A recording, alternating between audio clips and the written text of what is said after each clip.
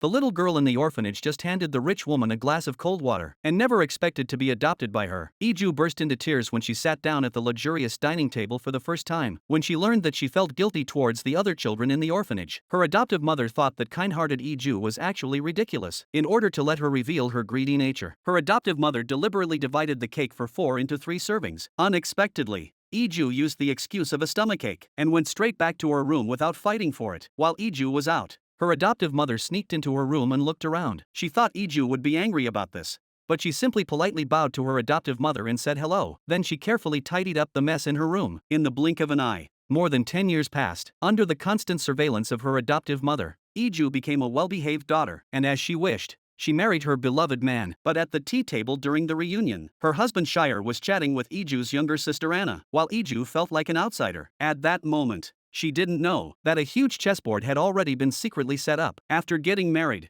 Iju worked in her adoptive mother's art studio while taking good care of her mother-in-law and younger aunt, even though she cut her hand accidentally while chopping vegetables. Her mother-in-law thought she did it on purpose to gain sympathy and cooked terrible meals to make her look bad in front of her friends. To appease her furious mother-in-law, she has to give her money to keep the peace and even buy her lazy younger sister expensive bags. Out of gratitude to her adoptive mother, Iju draws a family portrait by hand and wants to send it to the exhibition her adoptive mother is holding. But her younger sister Anna ridicules her ambition, bringing the painting here is just to get the visiting noblewomen to praise it. Even though Iju doesn't mean it, she is still severely scolded by her adoptive mother, who arrives when she hears the noise, warning her that a married daughter is like water that has already been poured out. But then she remembered that she still needed to use Iju, so her foster mother turned to Iju and told her of her good intentions. She hoped that Iju could shed her amateur painter's temperament and copy famous paintings well. She must make those paintings look like real paintings, and not like prints. The naive Iju thought that these paintings were to be hung in orphanages and other welfare institutions. She repeatedly promised that she would take them seriously. Little did she know that a nightmare was about to descend upon her, because all the paintings she copied were auctioned off by her foster mother as forgeries, and she made a lot of money in a short time. But soon the police and the noblewoman who bought the paintings came to the door and publicly revealed the ugly face of Iju's foster mother selling forgeries. And seeing that she was going to go to prison, her foster mother even said that Iju, who arrived just in time, was the culprit, and said that Iju had volunteered to say that she had a way to copy famous paintings and used this to propose to share the profits. In order to make Iju, who has not understood everything, become a criminal, the adoptive mother even said that the evidence is in Iju's car, recalling that she had just helped to bring the documents at the request of her adoptive mother, and that document was the so-called evidence of trading in fake goods. Iju's heart was devastated. She implored her adoptive mother to give her an explanation, but was told to consider it as repaying her foster mother's kindness. What made Iju even more devastated was that her husband Shire did not stand by her side at the first moment, but instead went to comfort his younger sister Anna. The reason he married Iju was to get close to Anna. At this moment, Iju realized that she was like a joke. The man she loved most actually loved her younger sister. The mother she loved most treated her like a tool to make money. None of them really treated her as a family member. In her sadness, she drove directly to take a walk, but happened to receive a call from her adoptive mother telling her to surrender herself as soon as possible. In a daze, she ran a red light, and the oncoming truck directly knocked her car over. In the operating room, Iju's life hung by a thread. Outside the operating room, Shire covered Anna's eyes, for fear that she would be scared by the bloody scene. Her adoptive mother, on the other hand, looked indifferent as she pondered how to shift all the blame onto Iju. After everyone had left, she even unplugged Iju's oxygen tube and turned off all the medical power supplies, telling her not to be so kind in her next life. With a knock on the door, the foster mother's subordinate, Manager Kim, came to the door and explained that he had turned the power supplies back on for Iju. The foster mother then left. After making sure that no one was around, Manager Kim directly dialed Iju's father's phone number and gently placed the phone to her ear. After listening to her father's voice, Iju's heart was filled with despair. At the moment Manager Kim turned on all the power supplies for her, she slowly closed her eyes, recalling how she had once been adopted by good parents and tried to be the good girl in everyone's eyes, only to end up in such a miserable situation. Iju began to regret this life for the first time. She begged again and again if she could be given another chance. She would definitely risk everything to take revenge. Suddenly the alarm clock went off. Iju suddenly sat up in bed. She was surprised to find that not only had she not died, she had returned to the day a year ago when she had become engaged to Shire.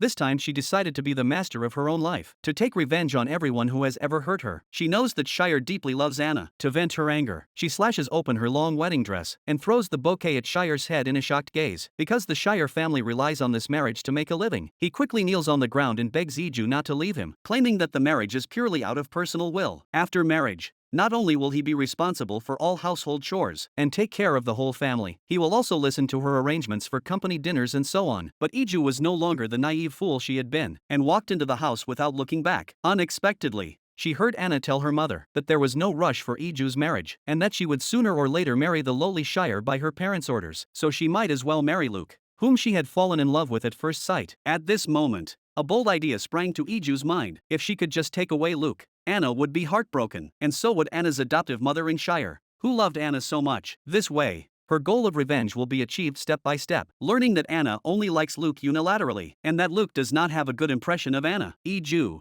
through Luke's journalist cousin, who is also her good friend, learned about Luke's family relationships and his schedule, and walked intimately with Luke into the room that had already been prepared in front of Anna. Just when Iju thought she was about to clear her innocence, she discovered that this was actually Luke's studio. Luke explained that if you are nervous when discussing cooperation, it is easy to become someone else's possession. Just then, Iju received a text message from Anna, saying that she would always wait downstairs in order to destroy Anna's spirit. Iju even proposed to spend the night at Luke's place. Watching Luke step by step, Iju was so scared that she didn't know what to do. She kept leaning back, realizing that there was no turning back. She simply told Luke that you are not my type, and let the other party try to seduce her. After discovering that Luke was standing still, Iju took a step closer and asked him why he didn't seduce her. At this moment, Luke suddenly realized that Iju was not the good girl she was rumored to be, but instead a very interesting woman. Iju then told Luke that your grandmother hopes you will get married soon, and that after you get married, she will support you with a large sum of money. Iju said that she knows everything about her competitors and can even predict the group's movements in advance. The reason she wants to marry him is because he is good looking and has good taste. In addition,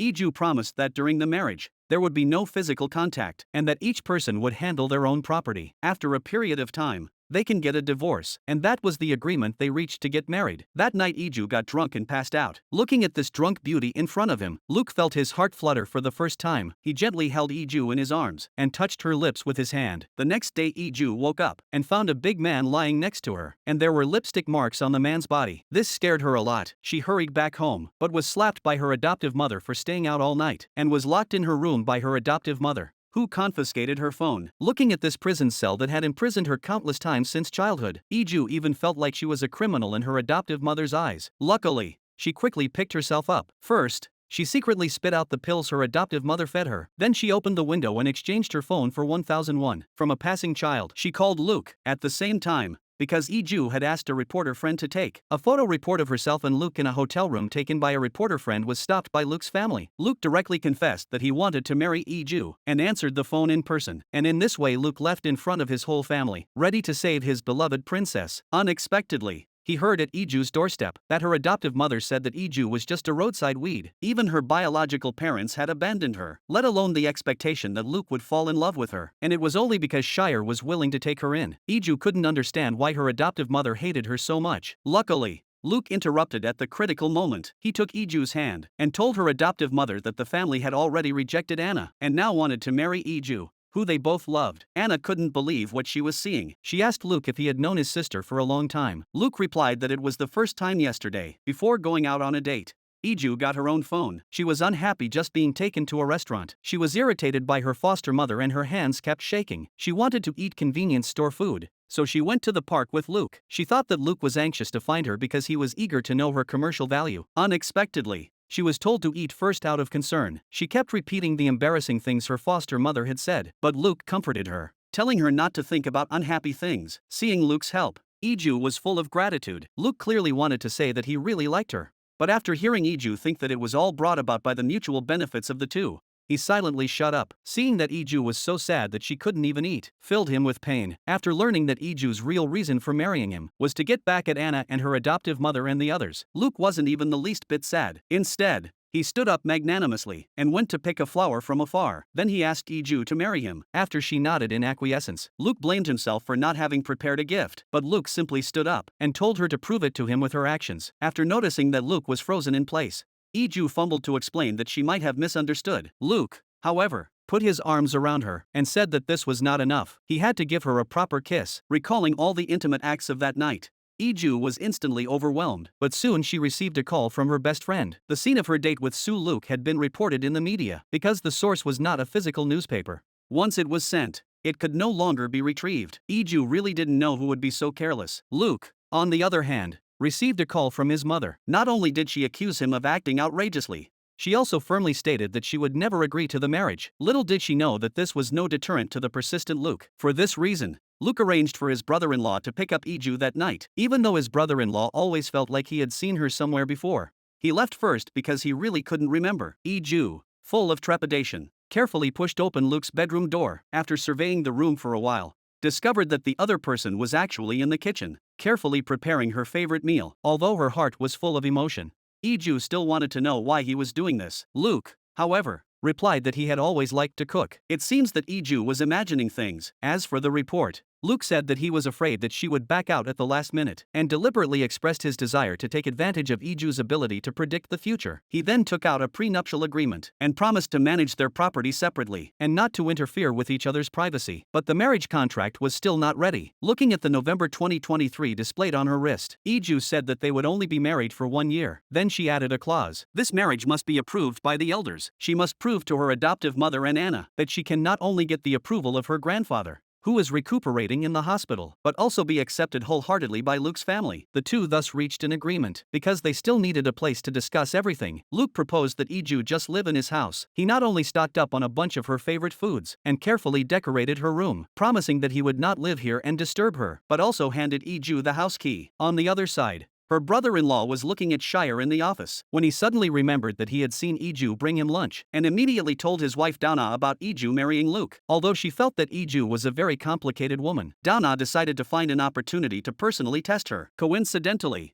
she happened to run into Anna shopping with Shire's sister and bluntly asked her what was going on with Iju. But Anna replied that her sister might have a mental problem. Seeing Anna say this about her sister, Dorna realized that she was no good. As for what kind of person Iju is, she still firmly believes that seeing is believing. What Iju didn't know was, Anna and her adoptive mother had long since quietly set a chess game in motion for her, to bring her down and make her disappear from Luke's side. They got Shire's mother, and asked her to stop Iju when she was out, and scolded her loudly for dumping her son for money and power. And then, when no one was around, she pulled Iju's hair, and then deliberately fell to the ground on her knees, and begged Iju to live a good life with Shire. Obviously, in the eyes of the onlookers, Iju was a complete gold digger, and the scene of her shaking off Shire's mother was also filmed by director Jean, who was by her adoptive mother's side. But this time Iju will never make the same mistake again. She immediately gathered her thoughts and asked her best friend out. She learned that as long as she won the approval of Luke's mother, Che Yenhua, she would be able to get the blessing of Luke's whole family and get married smoothly. And Che Yenhua goes to the rich women's circle every week to learn cooking. Iju immediately went there at her best friend's arrangement because she had just broken off her engagement and was an adopted daughter. Che Yenhua was talked about by many people in the rich women's circle and even got into a fight at one point. Luckily, Iju appeared in time and used a painting to gain the approval of the cooking teacher. Iju was invited by Che Yenhua to the cafe. Unfortunately, Anna was also invited by Che Yenhua because she desperately wanted to gain the approval of her future mother-in-law. Anna tried hard to appear well-behaved and said that she had always had a good relationship with her sister. Iju,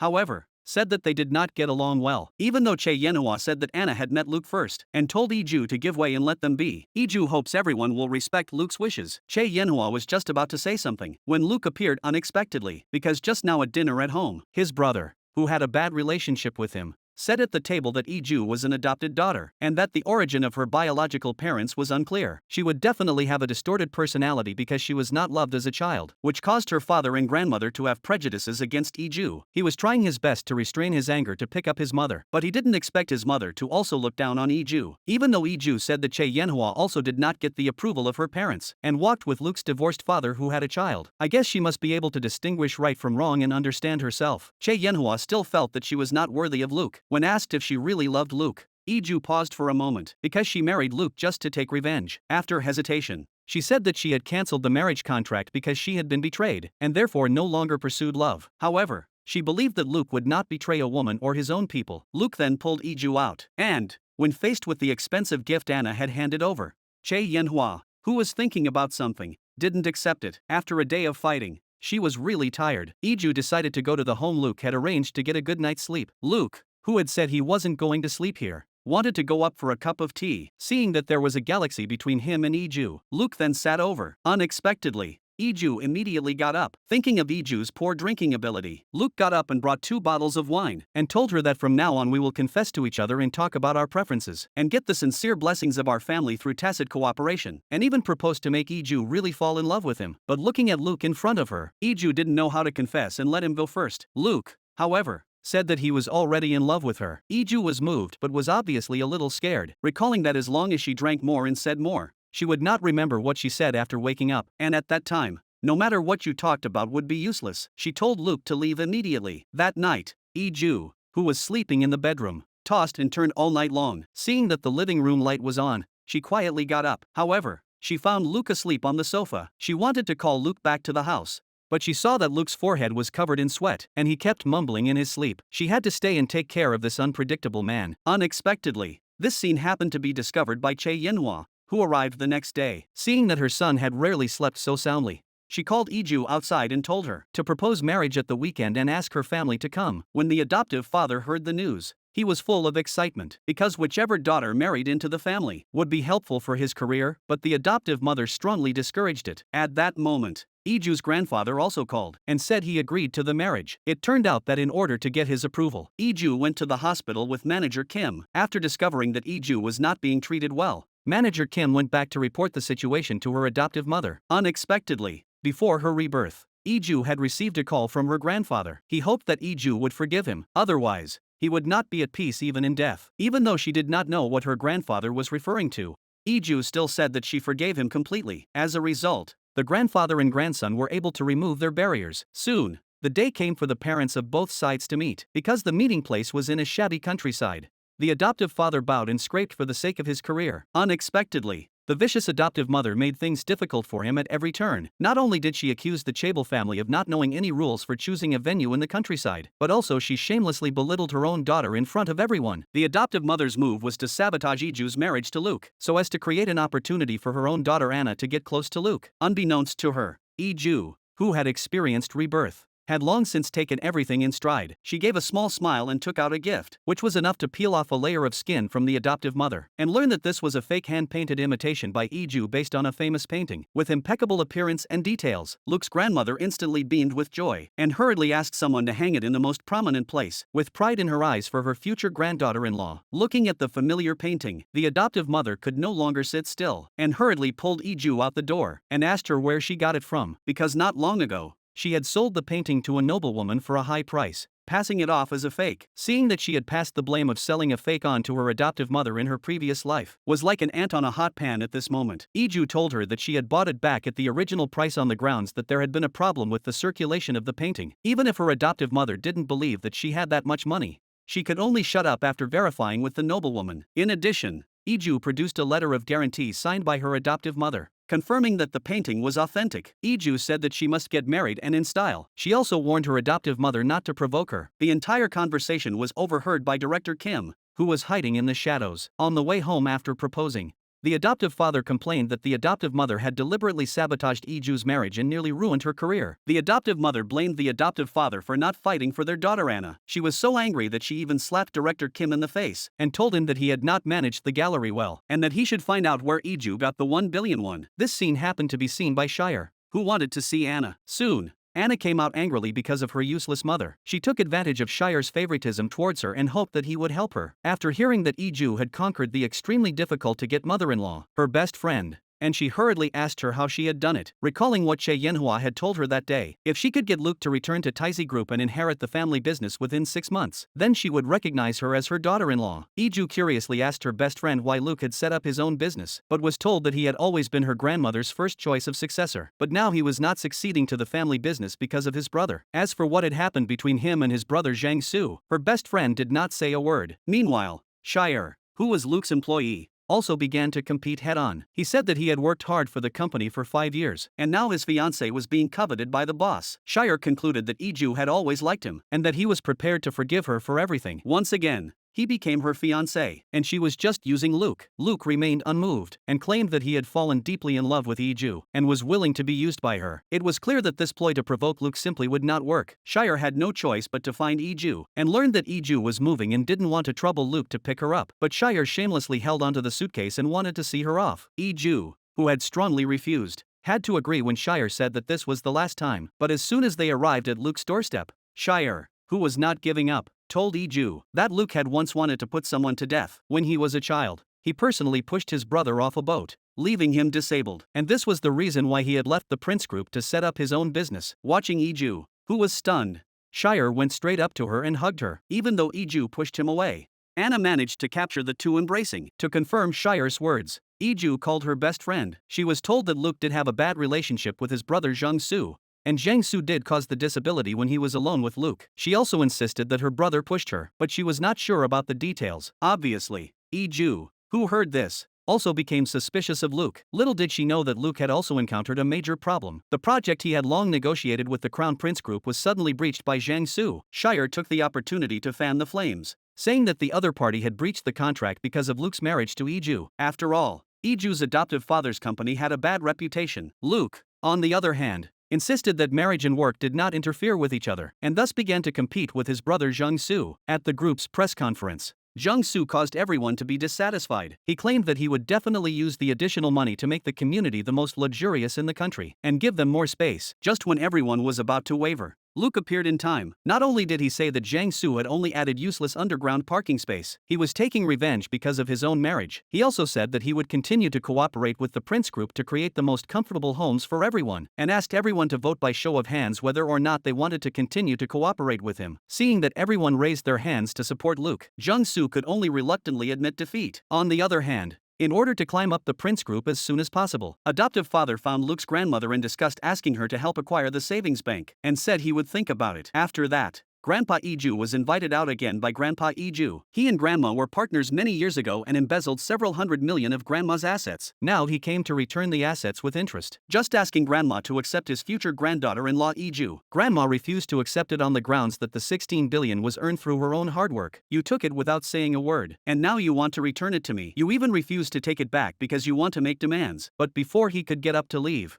Grandpa fell to his knees. Grandpa said that he didn't know how to express his apology except with money. Looking at the strange looks from the people around them, Grandma told Grandpa to get up quickly, or everyone would think there was a relationship dispute between us. But Grandpa just hugged Grandma's legs. Who knew that the next second he would pull down her pants? Back home, Grandma hurriedly drank some water to calm her nerves, recalling that Iju's adoptive father was ambitious, while Grandpa is more like an old fox. Grandma is curious about what kind of person Iju is, and immediately asks Che Yinhua for her phone number, because she was unable to help Iju. Grandpa sits in the hospital room full of guilt, and says that the debt he owes her is nothing. He should repay her properly. Iju is confused when she hears about the debt. In a daze, she notices someone eavesdropping outside the door. When she goes after them, she discovers that it is manager Kim spying on her. He learned that he is now very curious about who will win in the end, her or her adoptive mother, and is considering which side to take. Iju asks him to support her, no matter how much it costs. But manager Kim says he is not interested in money. The day of learning to cook quickly arrived. Paradoxically,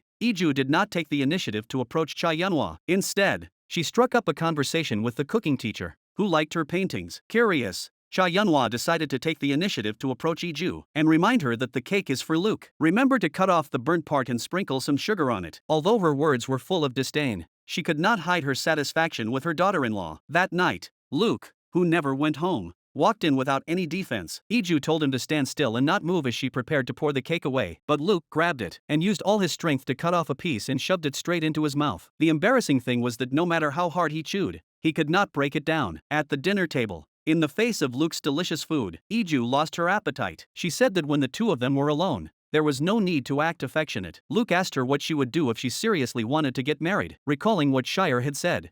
Iju said that we only have 1 year. The sacred 1-year contract will end as soon as it is over. Heartbroken, Luke had to go to the hotel downstairs to get drunk. However, Anna, who had been tailing him, hit on him. She took out her room card and wanted to go upstairs with Luke. Unexpectedly, she was directly rejected. Anna said, "My sister doesn't like you either. She has always loved Shire." After she finished, she took out the photo she secretly took that day. I learned that Anna took it herself. Luke didn't ask any more questions, but instead got up and left. Now he finally understood why Anna was so persistent with him, because she simply didn't want to lose to Iju. Should orphans who have nothing be made to live a worse life than us? Before leaving, Luke persuaded her to stop. Anna, who had been provoked, went home and took a handful of sleeping pills. After narrowly escaping death, she confessed everything, yelling at her mother for being a useless waste of space before leaving. At that moment, Director Kim told the foster mother that they had only been able to find out that the account Iju used to send money to the noblewoman was in the UK, but they could not find any data on the account holder, and neither Luke's company account nor his personal account showed any illegal financial transaction details because he was eager to know what the woman who had captivated Luke looked like.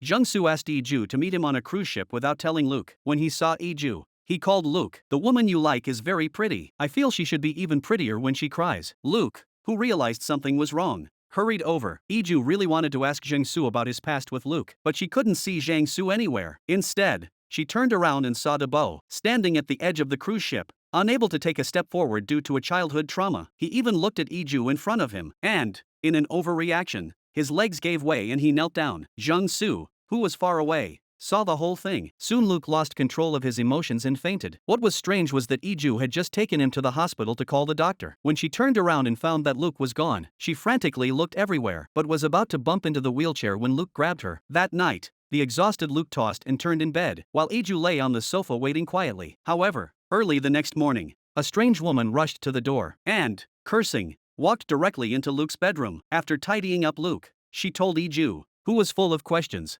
that she was Luke's psychologist. Park Min-jin. Luke suffers from a severe panic disorder. Although it has improved a lot over the past 3 years, last night's condition suddenly became very serious. Seeing that Park Min-jin still wanted to explain more, Luke hurriedly got up and drove her out of the house. He then told Iju not to worry about him. "The most important thing now is to ignore Youngwook and hold our wedding ceremony." Iju, who had nodded in agreement, did keep her word and rejected Youngwook's request to meet again that day, and was instead asked to meet with Luke's grandmother alone, who told Iju, "Your adoptive father came to me to help him buy a savings bank. Although I do have the ability to do so, do you think you should help him?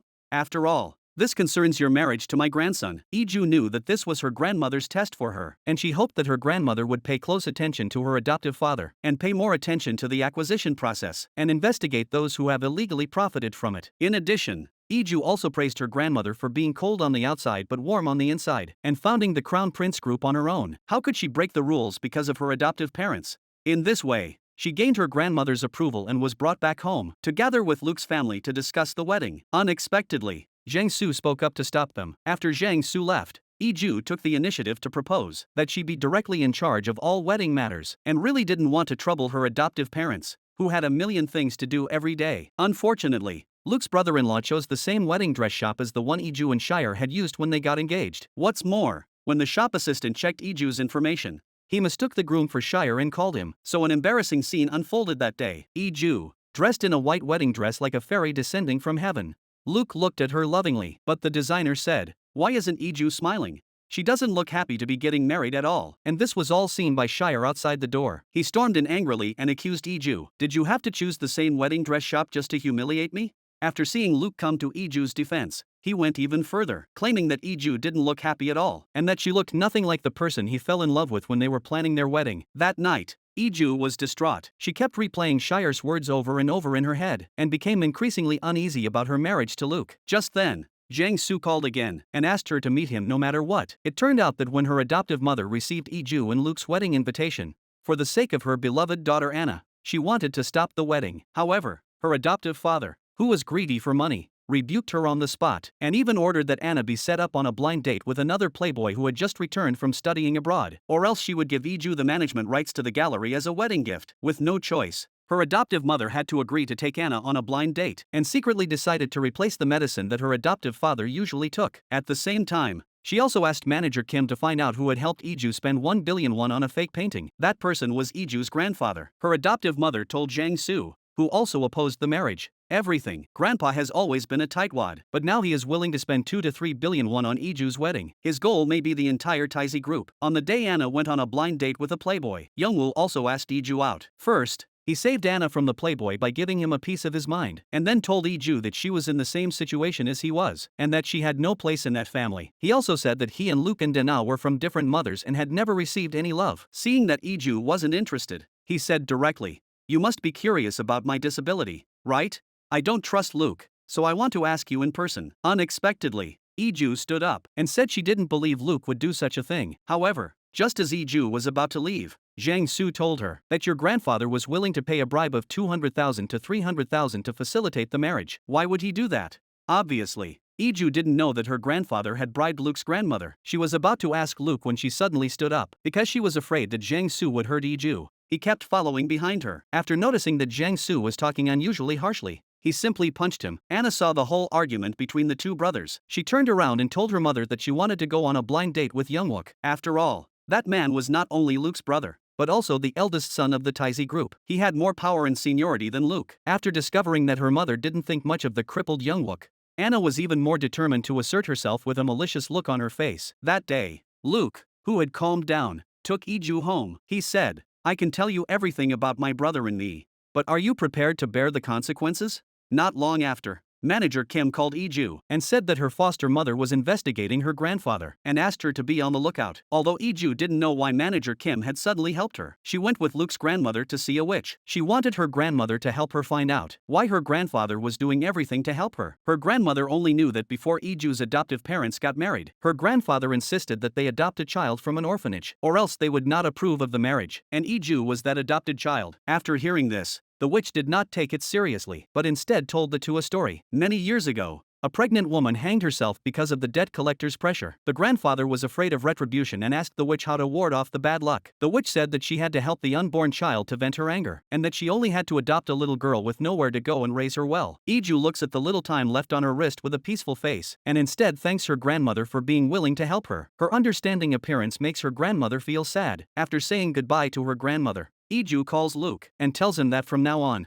she will no longer run away and will face everything head-on to save her and Luke. But before that, there is someone else she needs to see. In the blink of an eye, she arrives at the hospital and hands her grandfather the wedding invitation, promising that she will definitely pay back the 1 billion won he spent on the painting, and telling him not to feel guilty about her. He should pray more for the dead pregnant woman and her child. No matter what, I can never be a replacement for her. Then Grandpa took out a photo and told Iju, "This is the last photo of her and her biological mother. Her biological mother gave it to me." Hearing this, Iju was shocked. She was about to ask what he meant when her adoptive mother started banging on the door. To protect Iju, Grandpa told her to hide in the closet, but she accidentally dropped the photo on the floor. Her adoptive mother angrily asked her grandfather why he was protecting Iju's marriage, and whether it was because he was sure that Luke would be the successor to the Crown Prince group. Seeing that her adoptive mother was about to discover the photo on the floor, her grandfather quickly got up and stepped on it. In order to make her adoptive mother leave quickly, he had to agree with her on everything and say, "Whatever you say is fine with me. I will definitely listen to you in the future." Who knew that her adoptive mother would ask her grandfather to transfer all his shares to Anna and warn him not to tell Iju's real identity? It turns out that Iju is the real daughter of the adoptive father. Grandpa never expected that the adoptive mother would know about all this. Iju,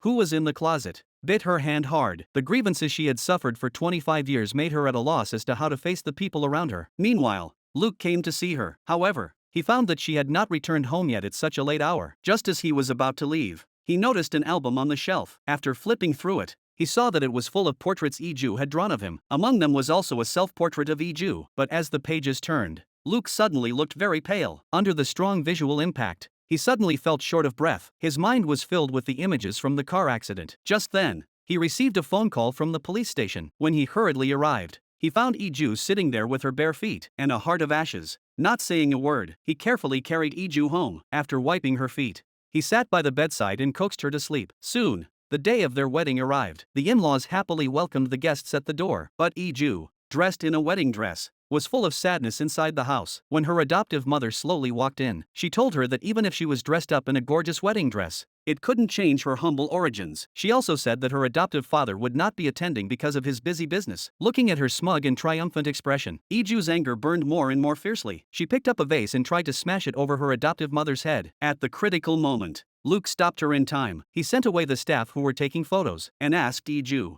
"You've come this far, do you want to ruin everything?" But Iju, who was overwhelmed by her anger, couldn't care less. She cried and yelled, demanding that her evil adoptive mother pay immediately. Seeing the woman he loved being tortured like this, Luke was full of compassion. He told her to wake up first and said, "Today is our big day. You must smile happily in a gorgeous palace, enviable by everyone." Luke asked her what she wanted him to do. Unexpectedly, Iju wants to destroy her adoptive mother's family. In the midst of Luke's repeated promises, Iju finally enters the marriage hall with him in the best posture. They read the wedding vows to each other amidst the blessings of their relatives and friends, as if they were the happiest couple in the world. Luke's parents are very satisfied with this daughter-in-law. Grandma also treats her granddaughter-in-law like her own. When it was Iju's turn to bow to her adoptive mother and thank her, Iju tried hard to put on a smile, but her adoptive mother said, "You must be disappointed that your adoptive father didn't come." Iju said, "You didn't let him come, did you?"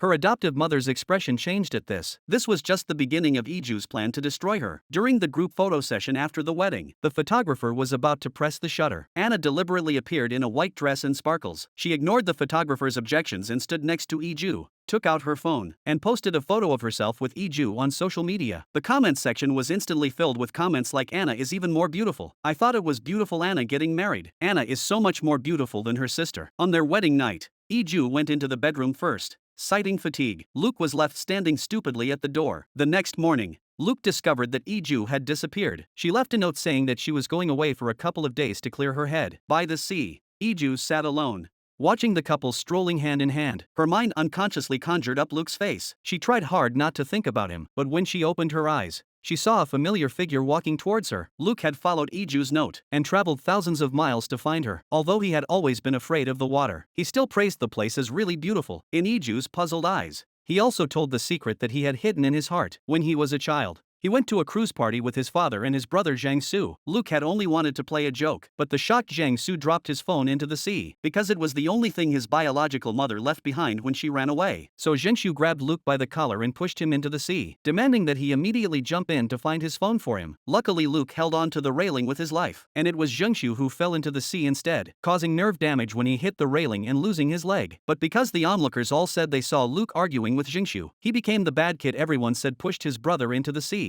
and even got slapped by his father for it. Since then, Youngwook has constantly made Luke recall the incident, in an attempt to completely destroy his mind. Hearing this, Iju instantly felt a little sorry for Luke, and asked him why he was on the cruise ship that day if he was clearly afraid of the water, and why he came to the beach to find her. Luke said, however, that it was simply because he missed you so much. However, in the face of Luke's deep feelings, Iju, who only wanted revenge, didn't know what to do, and could only let Luke hold her in his arms. That night, the two returned to their room, but Iju was extremely nervous about taking a shower. After all, the bathroom is transparent, and she is really embarrassed to be in the same room as Luke, so she grabs the quilt and covers Luke. If anyone dares to peek, don't blame her for being rude. But Luke says that everyone can just look at each other. After seeing Iju's embarrassment, Luke even says that he will go first, and asks Iju if she wants to watch. After being rejected, he simply presses the remote control, and the transparent glass instantly becomes hazy. Before going to the bathroom, Luke deliberately puts the remote control next to Iju, but when he returned, he found Iju pretending to sleep, so he had to quietly sleep on the floor with her. Anna, on the other hand,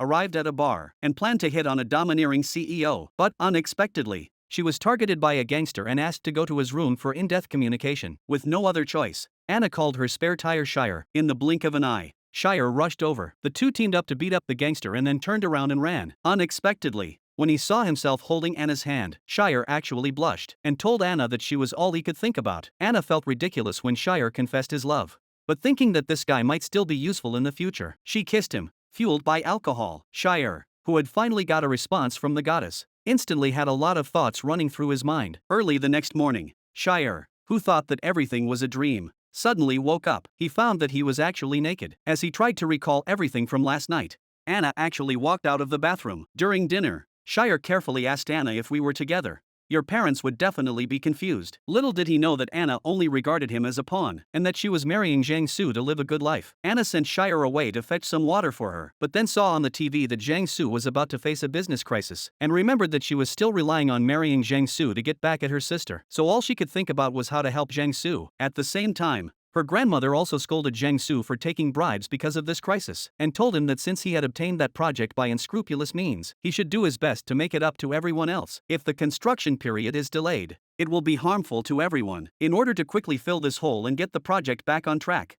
Youngwook decides to bribe the new executive department, but the secret funds he deducted from the public security management fees have all been used up. Now he can either pledge his shares in the Crown Prince Group or go to loan sharks, and the only person who can lend this much money at such high interest is Iju's father. Looking at the business card his foster mother put down, Youngwook decides to join forces with Anna. On the other hand, Iju, in order to help Luke overcome his psychological trauma, once again took him to the beach and, after taking off his shoes, told him not to look at the sea with his eyes, but to feel it with his feet. Like this, even though he was still scared inside, Luke boldly took that step. They happily played on the beach, and all the bad things became a thing of the past. But after 2 days of strategy, Iju still didn't want to sleep in the same bed with him. Luke teased her, saying that she didn't dare to sleep in the same bed with him. Unexpectedly, this trick worked. Iju took out a blanket and put it between the two of them. She told Luke, "Neither of us can cross the line," and asked him to turn off the light and go to sleep. As he watched Iju turn away, Luke was filled with sadness. He asked Iju what she was afraid of. He said that during the past 2 days, he had been very unhappy, but had tried to smile. It seemed that they would never be able to live such ordinary lives again. Iju, who didn't want to explain, got up to leave. However,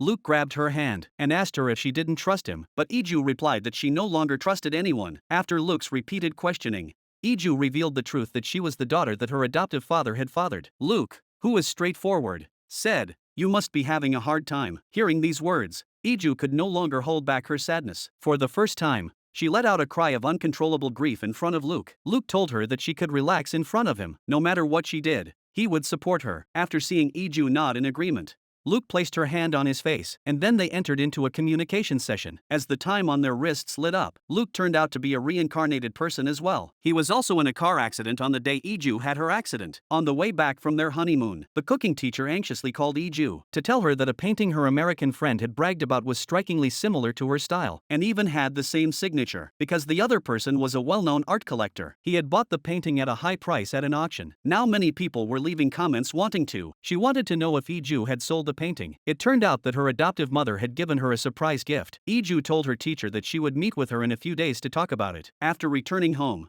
Iju found her grandfather and asked about the origin of her family background. Grandfather said that it was indeed because of the loan shark who killed the pregnant woman that he took her in. But there was a missing part of the story. It turned out that when her father Han Jinxiong and her adoptive mother Jingwei were dating, Iju's mother was already pregnant with her, and she was hoping that Grandpa would let her marry Jinxiong while she was pregnant. However, Grandpa firmly opposed it because he had just killed a pregnant woman and gave her a sum of money. 3 years later, she begged Grandpa to register Iju in the household register, but Grandpa still firmly refused and drove her away. Later, Iju's family had a fire, and her mother and Iju were killed. Grandpa thought that they were killed by him again, so he went to a witch to seek help. Unexpectedly, he was told that the child was Iju and had not died. Afterwards, the grandfather helped Iju do a paternity test. This is how he learned that Iju had returned to the family. As for how the adoptive mother knew about this, the grandfather was not sure. Iju begged the grandfather not to tell her father about this. She wanted these people to know who they were. Let them regret what they had done. On the other side, the adoptive mother reminded her adoptive father while giving him his medicine. "You suddenly fainted on Iju's wedding day. Why don't you take some time to rest?"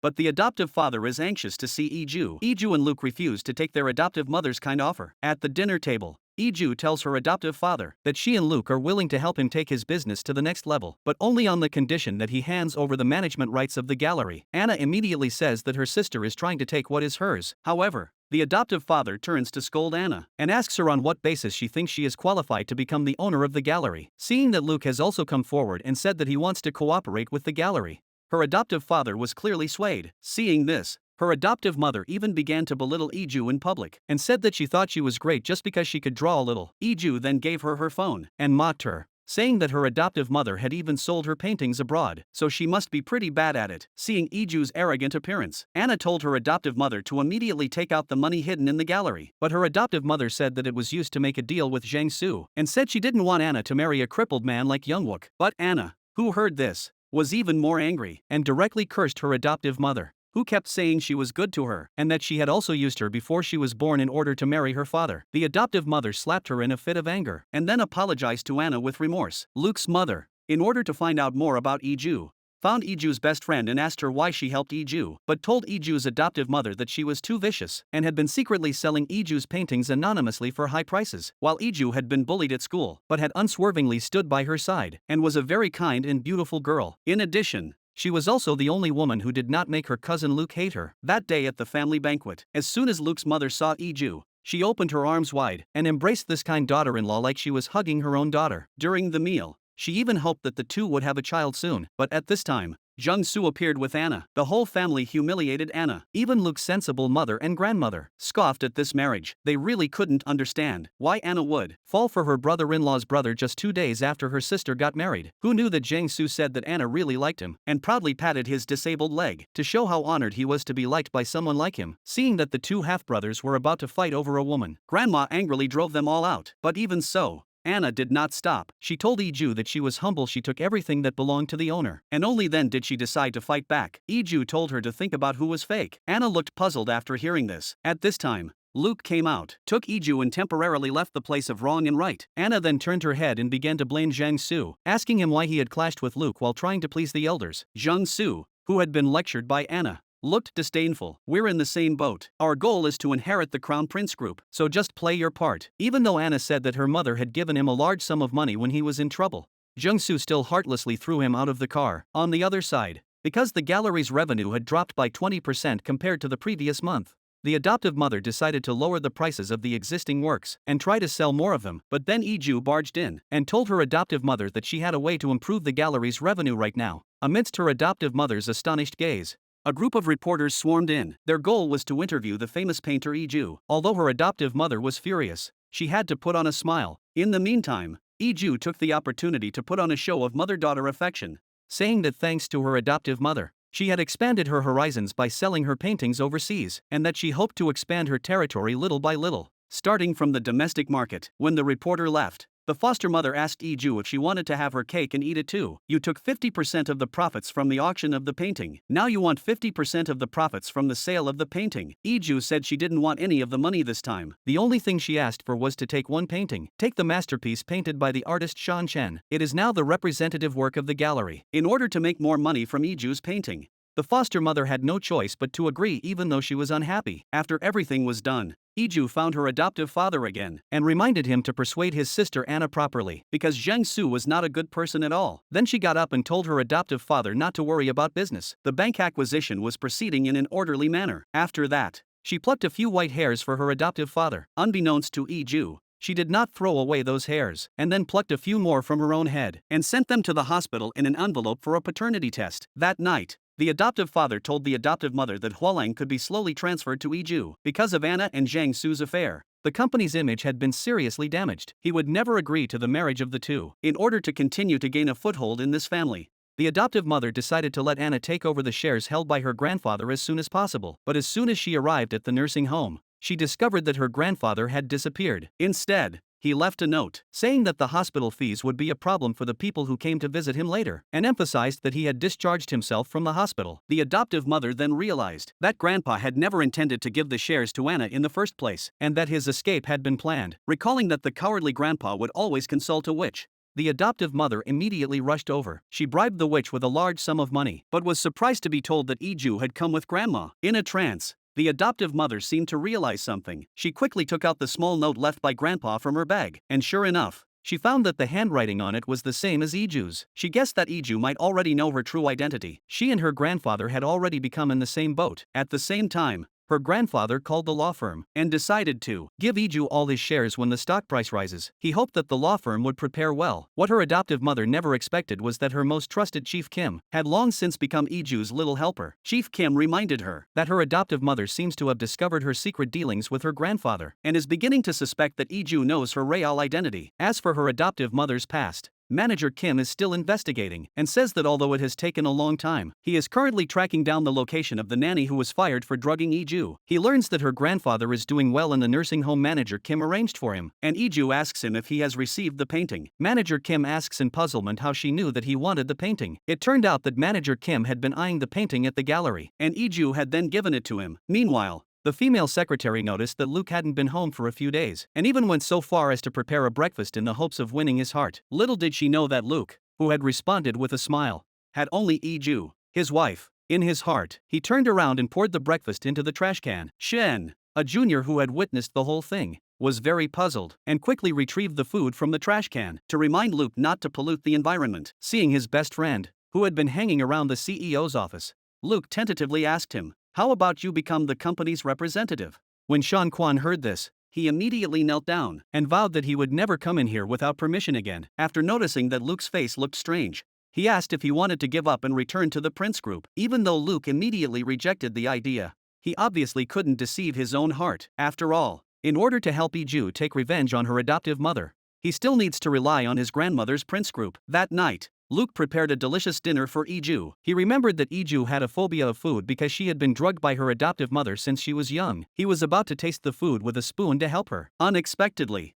Iju had already let her guard down. Luke froze for a moment. After hearing Iju say that she feels healed in this home that belongs to just the two of them, Luke wants even more to protect the heartbreaking girl in front of him. He has never wanted to return to the Prince Group to compete with his brother for the family fortune, and also recalls when he was a child. He went to the construction site to look for his grandmother, and she said that the houses being built now are homes where people get along harmoniously, and they will eat, sleep, and chat with the people they love in them. The young Luke said that he wanted to do the same thing as his grandmother in the future. The two people, lost in their happiness, would never have guessed. During the day, Anna used her feminine wiles to get Shire to help deal with Iju. She didn't want to be worse off than Iju. Shire, at her urging, entered Iju's home. Not only did he see the picture Iju had drawn for Luke, but he also found a file in a drawer. The contents of the file made his eyes pop open. To relieve his inner anguish, he drank a lot. But as soon as he got home, he heard his mother complain that he hadn't married Iju, and he has to stay at home and suffer. At that moment, his younger sister found a video and asked her mother what it was. Then she barged into her brother's room and said she would help him if he gave her 200,000 yuan. But Shire pushed her out of the room. That night, Shire could not sleep. But the next day, he met Iju, who had come to see Luke. Outside the company, he questioned whether Iju really liked Luke and could not understand Shire's intentions. Iju simply confessed that she loves Luke very much, but she doesn't want to tell an outsider how much she loves him. At that moment, Luke came over and said that his wife was right. He warned Shire not to approach Iju again. Then the two of them embraced and left. That day, Shire handed the stolen marriage contract to Anna. Jung Soo, who had learned about this, wanted to take revenge. At the family gathering, he said that Luke just wanted to use the marriage to gain his grandmother's trust and obtain a large investment. Anna was also fanning the flames. My sister just wants to get away from the family that adopted her. Maybe that's a bit ungrateful, because I really like this daughter-in-law. The mother-in-law told Iju and Luke to explain themselves, but all they got was an apology. The grandmother, who couldn't take the blow, collapsed. Luke confessed to his father outside the door. Although the marriage to Iju started with a contract, they now love each other deeply. His father left speechless. Seeing the lost Luke, Jung Soo and Anna actually revealed a vicious smile. The quarrel between the four soon led the mother-in-law out, and she chased them out.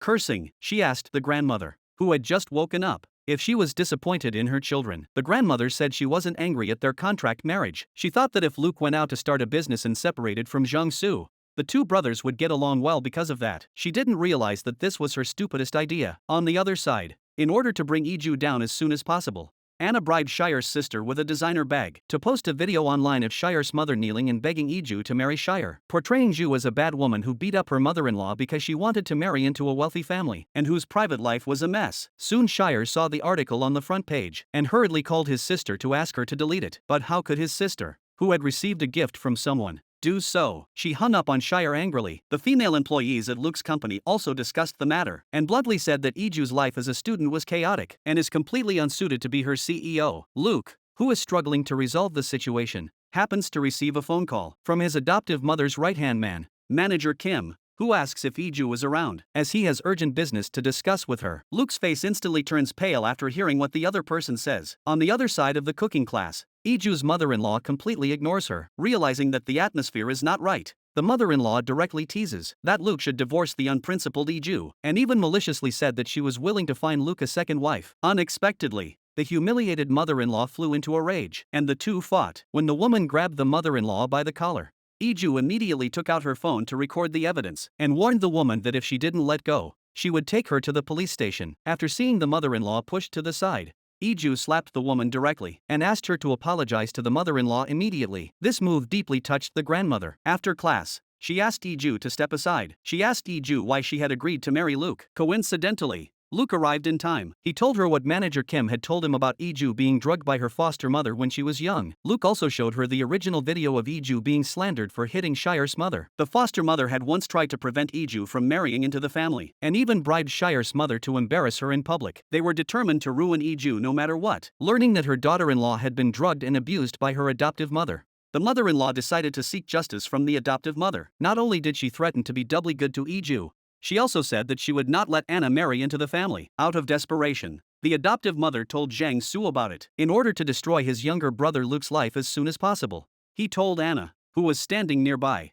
that it was time to take action. For this reason, Anna once again asked Shire's younger sister to take action and spread rumors about Iju's private life online. Shire reminded her sister that if she continued like this, she would go to jail sooner or later. At that moment, her sister only had eyes for the designer bag that Anna had bought. At the family banquet, Luke apologized frankly for agreeing to marry for money. Jiang Su, however, still insisted on marrying Anna. He even publicly questioned Luke's mother. Was the reason she agreed to Luke marrying Iju so that Iju could get Luke into the prince group within 6 months? And even brought up the past to gain the support of her grandmother and father, saying that 20 years ago, she was pushed off a cruise ship by Luke and became permanently disabled. And now she is going to lose her position as the successor to the prince group because of Luke's mother. So how is she supposed to live the rest of her life?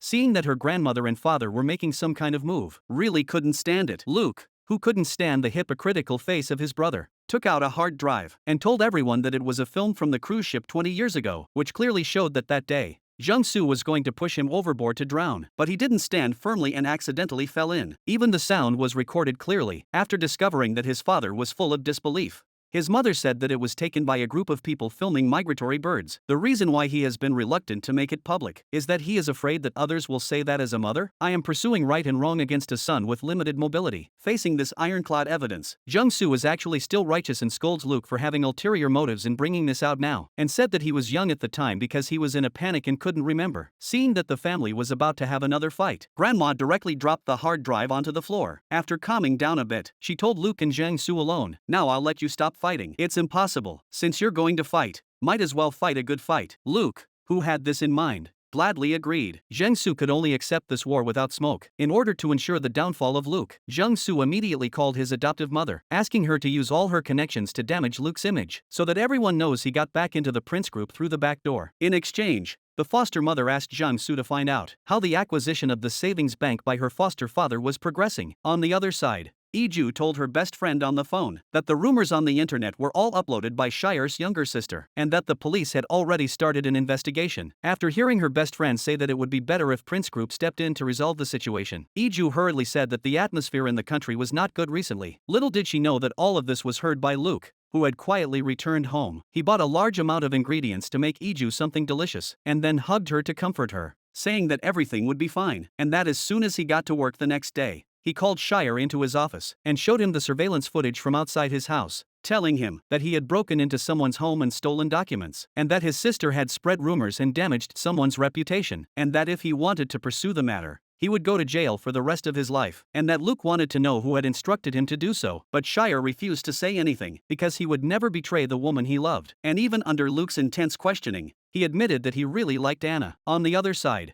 Iju saw that the cooking teacher had burns on her arm, and an inexplicable sense of familiarity welled up in her heart after hearing the teacher say that she had been in a fire, and for a long time afterwards she couldn't get close to fire. Iju felt an even stronger sense of intimacy towards her, because when she was young, she and her mother also experienced a fire, and since then, she entered an orphanage and her mother disappeared without a trace. Just now, without taking revenge on her adoptive mother, Iju simply couldn't think too much. She told the teacher that her purpose for coming here to learn cooking was to get along with her mother-in-law. Now that she's achieved her goal, she's decided to quit. The teacher recognizes her efforts and is more than willing to be her friend. They must meet up more often in the future. When Iju says she wants to learn how to cook one last dish, the teacher patiently teaches her, and when the massage is over, Iju has already prepared the meal. She tells her grandmother that she wants to cook for her. She says that when she was little, someone put poison in her food, which left a lasting impression on her. She's afraid of food. In the expectant gaze of Iju, Grandma scoops up a spoonful of rice and eats it, and slowly comes to accept this girl who has agreed to marry Luke. Before they part, she finally asks Iju if she really likes Luke. Iju replies without hesitation, very much. Hearing this,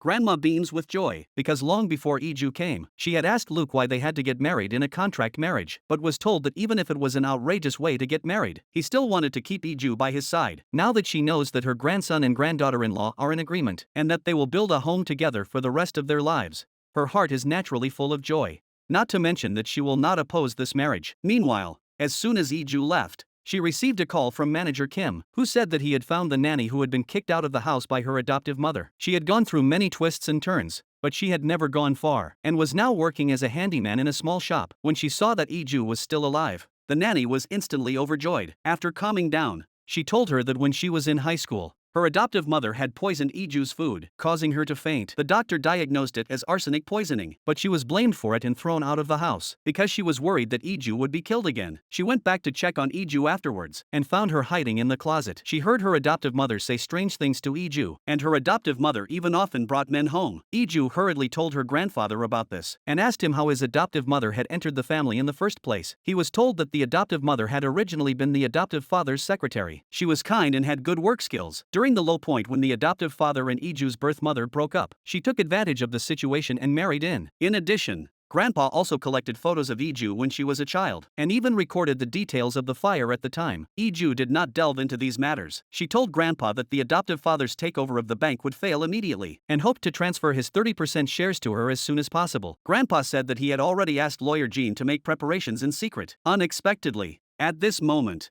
her adoptive mother had heard from Jiang Su that her adoptive father's takeover would fail, and had quietly made other preparations. On the other side, Shire's sister was being held in the police station at this moment. Donna even hired a lawyer to collect evidence, and was determined to make her pay. With no way out, Shire had no choice but to call Anna, and ask her to find her father to beg for mercy and find a way out for her. Unexpectedly, Anna not only blamed Shire for being so careless, but also acted as if it was none of her business. After discovering that Anna was unwilling to help in any way, Shire turned to Iju and begged for mercy, even kneeling down to reflect on himself. Obviously, Iju was somewhat moved, but she was not prepared to forgive Shire so easily after suffering a loss. Instead, she made a condition to him, asking him to confess everything he had done in front of his best friend, the reporter. At the Prince Group's internal meeting, Jiang Su, in front of all the senior management, accused Luke and Iju of bringing a lot of negative influence to the group, and that they should give a reasonable explanation to everyone in person. Just then, a piece of news was released. Luke told Jiang Su that Shire had just told the truth about spreading rumors about Iju. He confessed that he divorced Iju because he had fallen in love with Anna, and was instigated by Anna to write slanderous false articles about Iju. There was also evidence in the form of recordings and voice messages with his sister. Public opinion reversed in an instant. Jiang Su's face was as embarrassed as a bitter melon. Before he could open his mouth to explain, Luke said that there was still a big problem. Recently, the Taizi Group construction site has been constantly reported. Workers were required to lay cement in heavy rain. Not only is it a violation of working hours, but also forced overtime. There also seem to be many substandard aspects of the construction. In order to get more rebates, Jiang Su chose substandard cement. He was speechless for a moment. Anna, who was beset by scandals, arrived at the Hanwei Foundation accompanied by her adoptive mother. Unexpectedly, she was told by her mother-in-law Iju that Anna had spread rumors about Iju, which was tantamount to slandering the Crown Prince Group, and she would be taken to court. In a panic, Anna hurriedly got up and apologized, and begged Iju to forgive her this time, and to express her apology. Anna volunteered to give up the gallery, and let Iju do whatever she wanted. Even her adoptive mother humbly begged Iju to forgive her, and begged Iju not to block the acquisition of the bank by Hanwei Group. Iju suddenly realized that the mother and daughter wanted to take the opportunity to blame the failure of the acquisition of Hanwei Group on her. Sure enough, the next second, a subordinate of her adoptive father reported that Hanwei Group did not have the right to acquire the bank because it had previously been punished by the law. The furious adoptive father directly questioned Iju in public why she had done this. Then he even fell ill and went down. In the hospital room, the adoptive mother showed the adoptive father a video of his grandfather bribing his grandmother. She also told him that his grandfather had sold the paintings in the gallery and then bought them back at a high price. What's more, he had secretly moved out of the nursing home they had been living in without telling him. It was obvious that he wanted to pass the Hanwei Group to Iju, and thus take over from the adoptive father and destroy their family. The adoptive father, who didn't understand, angrily threw the medicine the adoptive mother handed him onto the floor. The adoptive mother, however, quietly picked it up and threw it in the trash can. At this time, a subordinate reported that the stock price of Hanwei Group had plummeted due to the failed takeover. On the other side, Grandpa received a call from the law firm. Lawyer Kim, who had been bribed with banknotes by the adoptive mother, told him that he could not gift his shares to Iju now, because the adoptive mother had taken advantage of the gap between his moving out of the nursing home and his disappearance, to apply to become Grandpa's guardian in the name of the adoptive father, and even forged a diagnosis of dementia. This move left Grandpa at a loss for what to do. He hurriedly found Iju, and told her to be more careful with her adoptive mother. In addition, Grandpa said that what the nanny had said was a bit scary when he thought about it. The nanny said that the adoptive mother had said in front of Iju's bed, "How could you return to this family?" Obviously, she had said this after learning that Iju was the adoptive father's biological daughter. "Do you want to die completely at my hands?" It felt more like the adoptive mother had tried to kill Iju but failed. Hearing this, Iju suddenly realized. She took out the notebook that Grandpa had organized and took a picture of the murderer who had set fire to her and her mother. On the other side, the adoptive mother told the adoptive father not to worry about everything in the company, and that she had already made her grandfather a person under interdiction. Seeing that the adoptive father let out a sigh of relief, the adoptive mother smiled and brought him another pill. After watching him take it himself, she told him to tell his lawyer to first hand over the management of the company to her, and to rest in the hospital and take care of his health. Chairman of the board of directors of the Han Wei Foundation, the adoptive mother sat arrogantly in the chairman's seat and told the directors, who were discussing things, that the chairman would not be coming back in the future. On the other side, Iju looked at the murderer in the photo and suddenly remembered her abusive adoptive mother. In order to confirm whether he was the arsonist instructed by her adoptive mother 20 years ago, Iju called the nanny to confirm. After hearing the other person's reply, her eyes instantly widened. This man named Zhao Dongxiu was actually the object of her adoptive mother's infidelity after marriage. This tragic news made Iju feel like death. No matter what, she could not figure out why her adoptive mother was trying to get rid of her by any means possible. Looking back, after her adoptive mother had adopted her from the orphanage, she would always say inexplicable, sinister things. She was suddenly overcome with fear and grief. When Iju woke up again, Luke was already at her bedside. She asked Luke, still dazed, why her adoptive mother had tortured her in every way. Looking at Iju, who was in a state of collapse, Luke didn't know what else to do except to hold her tightly. Grandpa saw it all, but at the moment, he couldn't even dispose of his shares as he wished. Apart from regretting having driven Iju's birth mother away and brought in such a vicious woman as her adoptive mother, he also felt a deep sense of helplessness. Meanwhile, her adoptive mother sat by her adoptive father's bedside and told him, who was already fast asleep, that Iju's very existence was a sin. She should have died in the fire completely, or she should have stayed in the orphanage instead of appearing in this family. The adoptive mother even told the adoptive father that this was all his retribution. After all, he was the one who had an affair with Iju's birth mother in the first place. The next morning, Luke sat listlessly in front of Iju's bed and told her that he had thought about it all night and still didn't know why he had gone through what he did. But he was sure that Iju was not at fault. The one who did those things was the most detestable. With Luke's encouragement,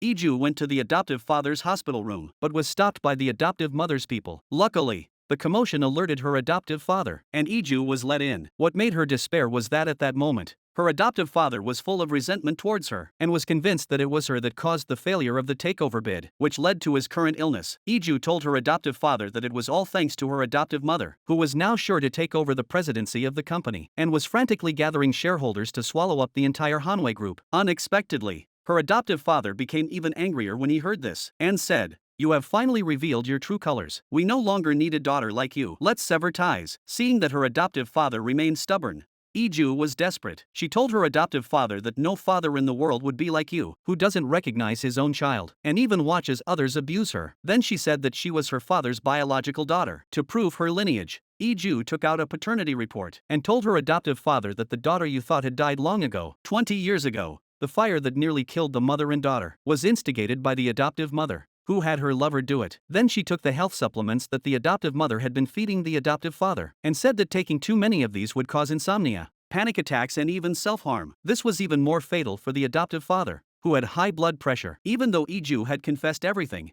the adoptive father still looked incredulous. He was convinced that his daughter was dead and didn't believe that the adoptive mother, who had shared his bed for 20 years, could be so cruel. So angry that he wanted to kick Iju out. Before leaving, Iju pulled out a hair and told him, if he doesn't believe him, he should go and check for himself. On the other side, Luke asked Chief Kim out. He wanted to know why the foster mother's right-hand man was helping Iju, but was told that his hatred for the foster mother did not need to be shallow for anyone, because it concerns his own family. In order to better torture the foster mother, Luke asked his brother-in-law to give Chief Kim a large sum of money, and asked him to find Zhao Dongxiu, and soon the man had a clue. When the mother-in-law saw her adoptive mother slandering Iju on TV, a fire of anger flared up in her heart. After thinking about it, she told her daughter and niece that they had to do something. At that moment, her adoptive mother, who had no idea what was about to happen, in order to take over the entire Han Wei Group as soon as possible, handed over the management of the gallery to Anna, and told the two directors of the company, who she trusted the most, that the Han Wei Group was now facing a crisis, and decided to cut all the employees' wages in half, and even poured all the dirty water on Iju, and announced to the outside world that Iju, as an adopted daughter, had repeatedly bullied her younger sister Anna, considering that she was adopted from an orphanage after all. Starting today, the whole family will be more tolerant and understanding towards her. Watching the heartless Anna and her adoptive mother Shire gradually became unhappy, and what made him feel even more uncomfortable was that at this time, His younger sister came to tell him that it was because of that bitch Anna that he nearly went to jail. He had helped her because she said a spider had stolen the man she was going to marry, but now she was having an affair with the man's brother, Zhang Su. It was just too unfair. To find out what was going on in Anna's head, Shire went to her door, but saw Zhang Su bring Anna back. Their relationship was extremely ambiguous. After Zhang Su left, he told Anna that he was resigning from Luke's company. Unexpectedly, Anna looked disdainful. Seeing Shire's puzzled expression, Anna confessed that if it weren't for you, I wouldn't have lost face. She angrily rebukes Shire for saying that he loves her, but ends up holding her back. As for the fact that she is dating Shire on the surface, but is actually involved with Zhang Su, it's even more ridiculous, because from beginning to end, she has never been involved with Shire. Everything is just a unilateral misunderstanding on Shire's part. Shire warns Anna that Zhang Su is only using her, and that she will end up in the same situation as herself. Anna resolutely decided to part ways with Shire. It was at this moment that Shire finally saw Anna for who she really was. The next morning, she handed in her resignation and apologized to Luke for what she had done. Luke was also looking sad at this time, because he was due to report for work at Prince Group the following week, and this meant that he had to let go of this company in his hands. Before he knew it, his brother-in-law also walked in with his resignation. He knew that Luke was about to leave, and had come to say goodbye to him, but at the same time, he also prepared another application for employment to apply for the position of secretary to the vice president of Prince Group, which would later become Luke's secretary. To throw a lively farewell party, he secretly chose the venue to be Luke and Iju's home. That night all of their close friends were in attendance. They kept urging Luke to eat. It was getting late, and then they said they were out of beer. The lively atmosphere made Iju laugh heartily. After hearing his best friend say that they really were out of beer, Luke was forced to go out with Iju to buy some. On the way, he took the initiative to apologize to Iju for not telling them in advance to let the group in. Surrounded by happiness, Iju told Luke that she used to be swept away by fear and didn't believe in anything around her. He dispelled the darkness for her and gave her a warm home. On the other side, her adoptive mother found Zhao Dongxiu and asked him why he suddenly appeared. However, she was told that someone had asked her about the fire a few days ago and learned that the mother and daughter had not died. Zhao Dongxiu was extremely excited and confessed that the person who came to see him looked very handsome. The foster mother guessed that the person was Luke, and she encouraged Zhao Dongxiu to kill Iju. On the other side, Iju also discovered that her grandfather was missing. She learned that last night her grandfather got into a car, and that the car deliberately avoided the surveillance cameras. She decided that her foster mother was behind everything. Little did she know that at this moment, her foster mother was carefully getting dressed in front of the mirror. This unusual behavior also aroused her foster father's suspicion. After discovering that she was in a hurry to leave, he directly took out the paternity test report that Iju had given her and showed it to her. Without waiting to speak, the adoptive mother tore it up and claimed that Iju had obviously made it up. I work hard every day to save your company. How can you believe what someone who was trying to drive a wedge between us says? After sensing that the adoptive father was deep in thought, the adoptive mother hurriedly left the room. Today was the day of the shareholders' meeting of the Hanwei Group. She immediately proposed to remove the adoptive father, Chairman Han Jinxiong, from his position. Unexpectedly, she was strongly opposed by the teacher. She proposed to reveal the specific illness of Han Jinxiong, but was dismissed by her mother-in-law with 2 words. Iju also got up and asked her mother-in-law what she thought was the reason why Han Jinxiong could not return. What was the reason why he did not appoint Jin Inquan as the rightful agent, but instead gave it to his spouse?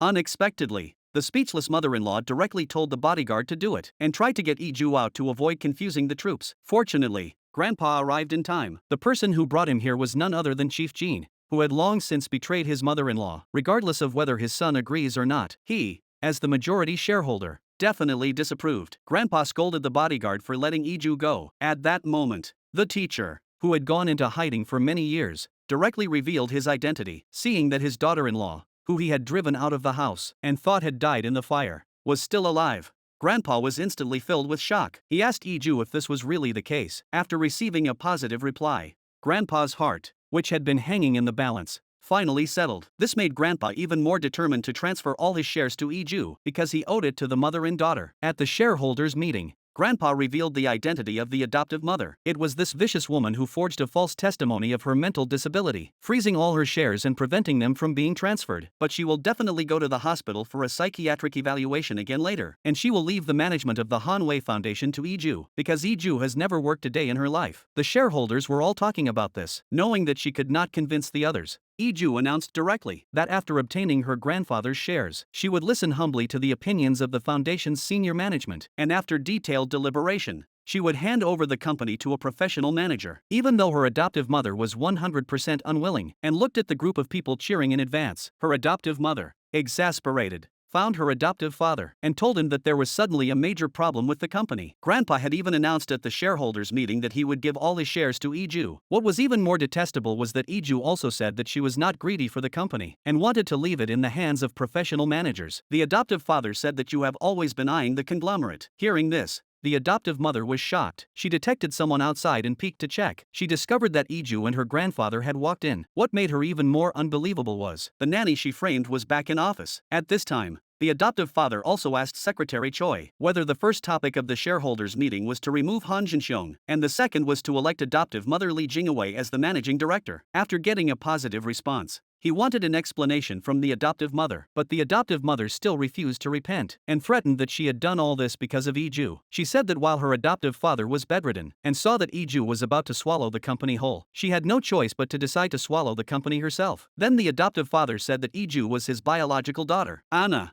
who had rushed over upon hearing the news, was shocked by the scene. She stepped forward and questioned the adoptive mother what this meant. She angrily cursed that someone like Iju could never be her biological daughter. At this point, Grandpa directly confronted the situation and asked the adoptive mother if she had known that Iju was the adoptive father's daughter, and that's why she had abused her since she was young. But even though she was full of guilt, the adoptive mother looked at Anna and still denied that she knew anything. Then she cursed, saying that it was the adoptive father who had fooled around outside. That had resulted in an illegitimate daughter like Iju. Seeing that the adoptive mother had revealed her shrewish image, the adoptive father directly poured a cup of tea over her. After seeing her hug her thighs and kneel down to beg for forgiveness, he directly told Secretary Choi to kick her out of the house and warned Anna that if she dared to set one foot outside this house, she was finished. After Secretary Choi left, the adoptive mother instantly revealed a face of disdain and got up to question Iju. Are you really happy to have ruined me? Unexpectedly, she was asked in return why she wanted to kill herself and her mother. After witnessing the adoptive mother drive away, Iju signaled Luke, who had been hiding in the shadows, to follow quietly. Sure enough, the adoptive mother found Zhao Dongxiu, and under his arrangement, they were forced to sleep together in a motel. After letting his adoptive mother go back to the room and wait for him, Zhao Dongxiu got into Luke's car, which followed closely behind, and told him that his adoptive mother wanted to give him 300 million yuan to get rid of Iju and his biological mother. Luke knew that Zhao Dongxiu did everything for money and directly took out a bug and a large sum of cash and said that as long as he could get useful information from his adoptive mother, he would pay him twice the price of his adoptive mother. On the other side, Anna was surprised to find out that she was pregnant, but she didn't feel the slightest joy at being a mother. Looking at the 2 lines on the pregnancy test stick, she felt an unprecedented panic and fear. When having lunch with her chaebol boyfriend, she was even more sad-faced. To avoid Zhang Su noticing anything unusual, Anna carefully tightened her clothes and tried hard to cover her slightly bulging belly. Even though she wanted to vomit at the sight of greasy food, Anna still, under Zhang Su's watchful gaze, withstood the nausea and cut off a piece of steak and stuffed it into her mouth, trying hard to swallow it. That day, Anna walked around the house as usual, but overheard her adoptive father say to her grandfather that he felt deeply guilty about Iju's birth mother and wanted to do everything he could to seek her forgiveness, and hated himself even more for not being able to recognize his own daughter as a father. Looking at her adoptive father and grandfather, whose hearts and eyes were full of Iju, Anna felt even more disgusted with this family and decided that it was Iju who had taken everything that belonged to her. On the other hand, Iju's family background was also known to Luke's family because they were very concerned about what had happened to her. Her mother-in-law was concerned and asked her adoptive mother. She would never sit still, right?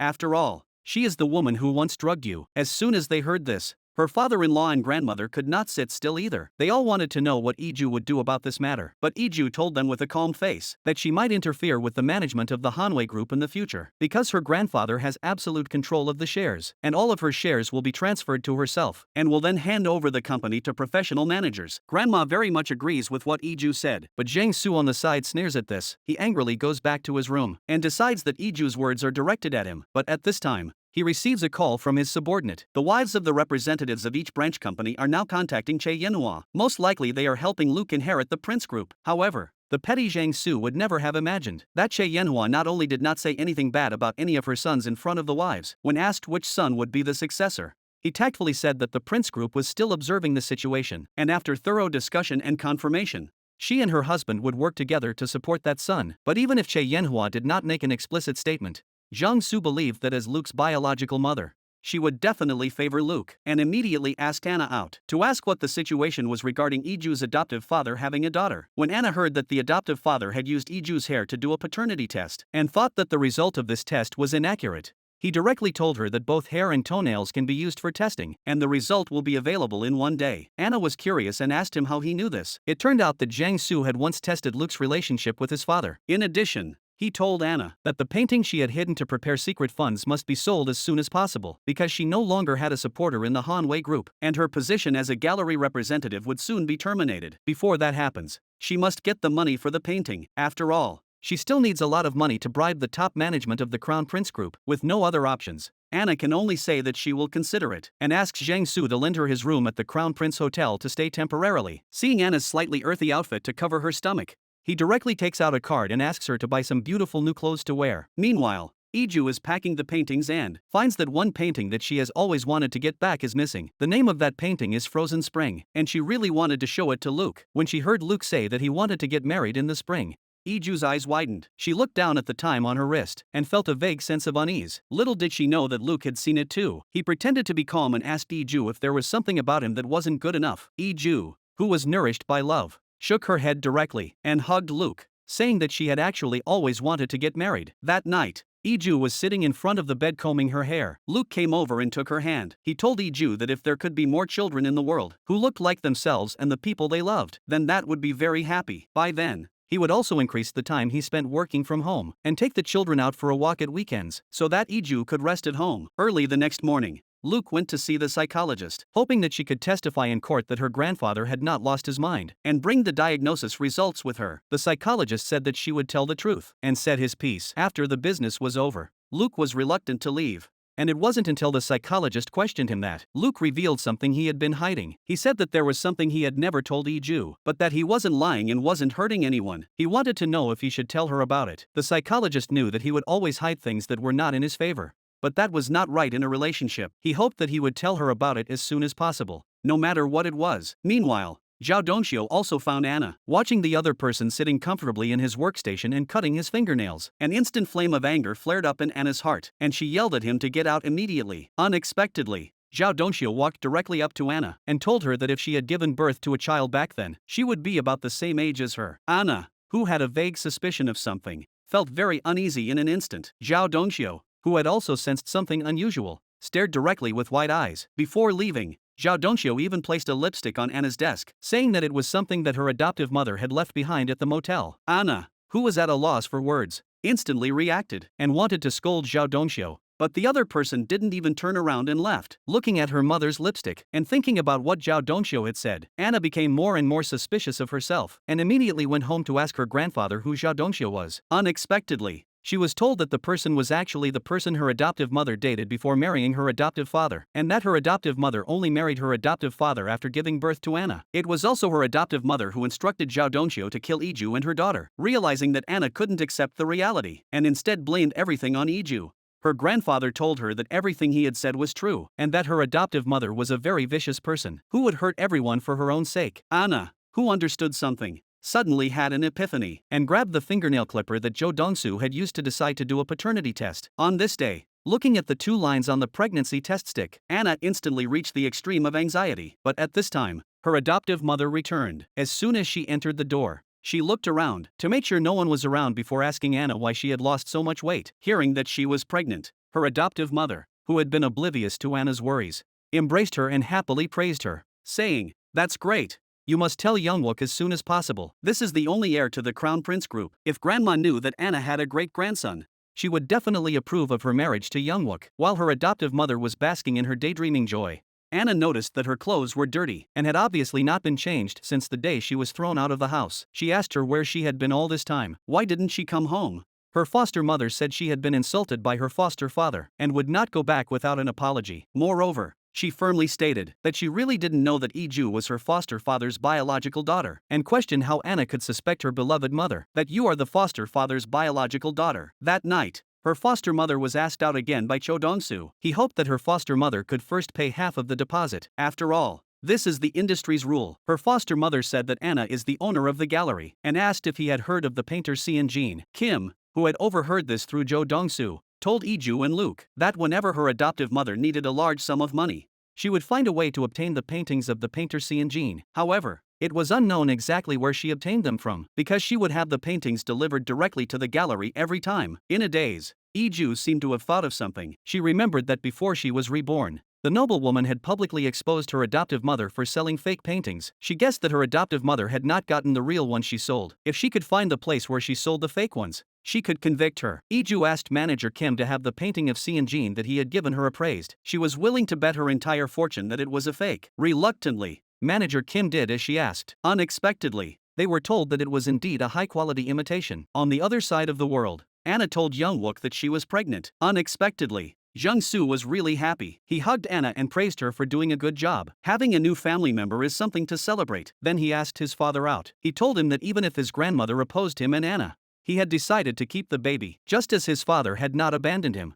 Jung-soo, who was immersed in a full-scale struggle at the moment, was unaware that Iju had approached Anna and told her that all the paintings in the gallery were fakes. Then Anna went home and found her adoptive mother. Unexpectedly, she was on the phone with the noblewoman, that she was currently on vacation abroad, and that Anna was pregnant and about to marry Youngwook. Watching this lying mother, Anna felt a deep sense of helplessness, and even more doubt about whether she was really Cho Dong-soo's daughter. After taking Cho Dong-soo's nail clippers for a paternity test, she fell into complete despair. The test report clearly stated that Cho Dong-soo was her biological father. In order to hide this from the world, Anna tore up the report and swallowed it. The next day she asked her foster mother to meet her downstairs, and asked if she really didn't know that Iju was her foster daughter. But at this time, her foster mother was still full of lies. At this point, Anna completely lost hope in her. She told her that the gallery had been reported by Iju for selling counterfeits, and that the police had already opened a case file for investigation. Seeing the police right in front of her, her foster mother hurriedly ran into Cho Dong-soo's car. After shaking off the police, she told Cho Dong-soo to go to the sanatorium where her grandfather had stayed right away. There were paintings by the painter Sun Jin. Luke, who had overheard everything, hurriedly told Iju. When Iju arrived by taxi, Chief Kim also rushed over on hearing the news, saying that it was no wonder that when her foster mother met with her grandfather in the past, she always told him to wait outside. It seems that she often went to other rooms secretly as well. After saying this, he decided to go inside first to check the situation, and asked Iju to wait outside Luke. Unexpectedly, her foster mother saw Iju from afar, although she was surprised that she was here, but subconsciously told Jo Dong-soo to drive over and run her over right now, and then get the painting and sell it for half of what he got from the previous owner. After hesitating, Jo Dong-soo instantly became feral and drove straight at Iju. Luke, who had arrived, happened to see this, and subconsciously shouted for his wife to avoid it, and then slammed the steering wheel and blocked it dead in front of his wife. And the first thing he said after stumbling out of the car gave his wife an instant bad feeling, claiming that he was scared. Iju didn't understand why he said that. At that moment, the police arrived and arrested the foster mother who tried to escape. At the same time, Manager Kim ran away from the nursing home and told the two that there was indeed an imposter painter living here. All his expenses had been paid by the foster mother. Looking at the face of the imposter painter, Manager Kim's face instantly changed. The other party claimed to know him. He hurriedly chased after him. In the police station, the foster mother looked calm as she fixed her makeup. She kept saying that the damaged car could be fixed easily. So why did they have to make such a big deal about it? Little did she know that the police had detected Cho Dong-soo's fingerprints on the gas cylinder that had caught fire 20 years ago when Iju and her birth mother had been in a fire. Seeing that he was about to go to prison for life, Cho Dong-soo simply laid his cards on the table and said that his foster mother had instructed him to do it. Then, to verify what he had said was true, he even turned on the recording on his phone. Faced with such conclusive evidence, the foster mother continued to slander, claiming that everything was fabricated by Iju, and threatening that Anna would help prove her innocence. When Manager Kim walked in and said that the foster mother had used the painter Seon Jin's insanity to keep him locked up in a sanatorium and paint, and faked his suicide to boost his value and make billions from it, it turned out that Manager Kim, who had also grown up in an orphanage, had found out after growing up that the painter Seon Jin was his father. But before they could recognize each other, they heard that the painter Seon Jin had been declared dead. What was strange was that the body could not be found at the scene. It was learned that the last person he had contact with before his death was his foster mother. Director Kim had been lurking around his foster mother. From this, he also learned that his foster mother was a vicious woman. In addition, Director Kim said that he would hand over all the evidence of his foster mother's crimes. The audit team of the finance department of the Hanwei Foundation will also actively cooperate. Even the gallery run by Anna said that she would provide the data. She has decided to completely abandon this mother who has done nothing but evil. At this point, the adoptive mother will spend the rest of her life in prison repenting and paying the price for her actions. Iju was taken out by her birth mother, who said that she had been running to the police station all these years to help investigate the truth of the fire, and asked with concern if Iju was hurt, because she had not yet fully accepted this mother. Iju remained silent the whole time. Luke, who had seen everything, subconsciously shouted at his mother-in-law to tell her that Iju had just been frightened and might need to go home and rest first. Looking at the sudden addition of a series of timecodes on Luke's wrist, Iju inexplicably felt a little scared. After noticing that Luke also looked panicked, she quickly reached out and took off his watch and placed her own wrist over it, in the exact same position, with the exact same numbers. All of this made Iju certain that Luke was also a reincarnated person. Seeing the man who had always said that he loved her actually hide such an important thing, Iju's face instantly filled with horror, because she really didn't want to hurt Iju again. Luke tactically wanted to leave the house first. Facing Iju's repeated questioning, he still had to reluctantly confess everything. The car accident that day was actually his car that crashed. He had wanted to save Iju,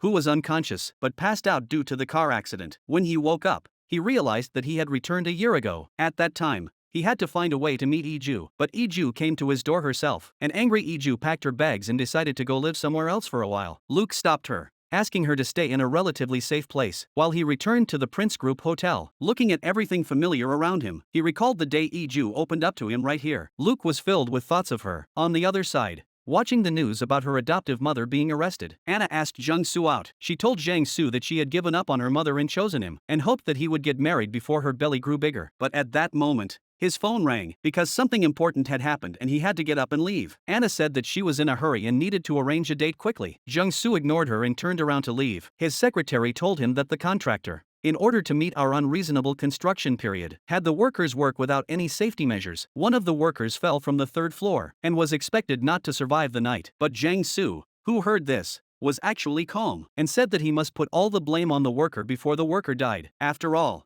the dead cannot speak. Soon, the news reached Grandma's ears. Facing her doubts, Jiang Su lied that the worker, as a safety supervisor, had been negligent in his duties, and that was why he had died of his injuries. The contractor that hired him had already investigated the matter and made compensation. Luke wanted to ask more, but Jiang Su evaded all his questions, feeling that there was something fishy. He wanted to discuss the matter with the worker's family in detail. However, he found that the family was surrounded by Jiang Su's people. They obviously didn't want him to contact anyone. He had no choice but to let his sister go, because Dao Na's face was unfamiliar and she was also a woman. She quickly led the family out. The family cried and told Luke that the three of them were being told by Jiang Su to reconcile as soon as possible. They also said that there were documents proving that their husband had worked illegally. Meanwhile, Iju, who had seen the news about the Crown Prince Group, sent a text message to Luke to express her concern. Unexpectedly, Luke replied immediately, asking how she was doing, because she really didn't know how to face Luke. Iju went to her birth mother's house with fruit and told her birth mother that she always felt that Luke felt more sympathy and guilt than love for her. Her birth mother, who had long since seen through everything, told her that no man in the world would do this much for a woman out of sympathy. Learning that Iju had been instilled with the idea by her adoptive mother that no one would love her since she was young, her birth mother was full of compassion. After opening up about everything, she told Iju that from now on, she would do her best to give her all the love in the world and make her feel more loved than anyone else. Iju also recognized this mother from the bottom of her heart. That night, she personally delivered toiletries to Luke. She found that Luke was in a difficult situation regarding the worker's death, because it was a matter of Jiang Su's reputation. Iju told him not to try to cover up the problem. After listening to his wife's words, Luke found Jiang Su's secretary and told her that the worker's family was pregnant. It was impossible for the worker to lose his footing and die due to drunkenness. He hoped that she would hand over all the materials related to this matter, because she is also a mother of a child, and Luke is the second in command of the Crown Prince Group. She cannot afford to offend him, so the secretary had no choice but to confess everything. This time Luke no longer hid anything, and told his grandmother and father that Jiang Su had been taking bribes to raise secret funds, and that the worker's death was also his fault. In order to give the whole society an explanation, Grandma urgently called a press conference to make the whole truth public. She blamed herself for not being able to tell the right person apart, and Luke took full responsibility for the compensation and rectification afterwards, because he wanted to give Jiang Su one last chance. His father met with him alone, but he still showed no remorse. Not only that, he even claimed that Luke wanted to set him up. Looking at the supporting documents and the USB drive containing the most damning evidence, Jiang Su had no choice but to kneel and beg for forgiveness. Just as he was about to destroy all the evidence, the inspection team arrived at the door. On the other side, Iju accidentally discovered a mysterious door in Luke's bedroom. Driven by curiosity, she slowly opened it, but was completely shocked by what she saw. The painting she had lost for a long time had been treasured by Luke without her knowledge. In order to find out the truth, Iju waited for Luke at the door, but was told that Luke had met her through that painting. Before his rebirth, he visited a friend's house in a foreign country, but subconsciously became attracted to a painting. Although it depicted spring, It felt like winter, because he was obsessed with this work by an unknown artist. Luke bought it directly, and found out that the artist was Iju, because at that time, Iju had just married Shire. He could only keep an eye on her. However, when he saw her at the celebration for the Hanwei Group's acquisition of the bank, he was very angry at her for treating her family like that, and at himself for being unable to do anything about it. It was also that day that their cars crashed into each other. Luke was reborn a year ago, and Iju, who had also been reborn, took the initiative to meet with him. He could feel that Iju had changed overnight. He was very happy that she could come to him. When the two of them opened their eyes again, Iju was super happy, snuggled in Luke's arms. But as she looked at the numbers on her hand getting deeper and deeper, Iju felt an inexplicable sense of unease in her heart, and immediately took Luke to the witch's house. The witch told Iju that her adoptive mother had learned through the eavesdropping device on her grandfather's bag that she was her adoptive father's biological daughter. Then, after hearing Iju say that God had given her and Luke 1 year, and wanting to know how to safely get through this period of time, she gave them a fortune-telling. Luke, after deep thought, asked the witch if one of them died, could the other one survive? But was told that instead of being anxious, they should just obey the will of heaven and live the year to the fullest, and the answer would be revealed in time. Luke and Iju, with no choice, figured it out and held hands, and decided to do infinitely happy things in their limited time. But that day, while she was having dinner at her birth mother's house, she suddenly felt nauseous. Everyone started to talk about her being pregnant. To find out for sure if it was true, Iju hurried home to take a test. Unexpectedly, it really showed 2 bars, and just as Luke came out of the bathroom, he stopped her in her tracks and picked her up, saying that if she was feeling down, she should lie down with him so as not to disturb the baby. Luke gently set Iju down on the ground and, after a stunned silence of 2 full minutes, told her that just then, the image of their baby going to primary school had even flashed through his mind. Then, just holding Iju was enough. But soon the ringing of a mobile phone interrupted the blissful pair. Her brother-in-law called to say that there was something very important he needed to discuss with Luke. He is now at a coffee shop near his house. It turns out that Jiang Su committed suicide in prison and was admitted to the hospital. But not long after arriving at the hospital, he disappeared. Even though there were a lot of police forces deployed around the hospital, there is still no news. In a daze, Luke seems to have thought of something. He hurried home in panic. Sure enough, he found that Iju was gone. Luke hurriedly asked his brother-in-law to investigate the surveillance camera in front of the house. Unexpectedly, he accidentally discovered that Jiang Su's legs were perfectly normal. He had been pretending to be crippled all these years. With the help of the police, Luke began to track down Jiang Su's car. It was then that he suddenly realized that everything seemed to have been predetermined. At the moment, apart from preventing the car accident and saving Iju, he could not think about much else. Meanwhile, Iju slowly came to her senses. She took advantage of Jiang Su's inattention to break free from the rope around her hands. She then strangled Jiang Su to death. As a last resort,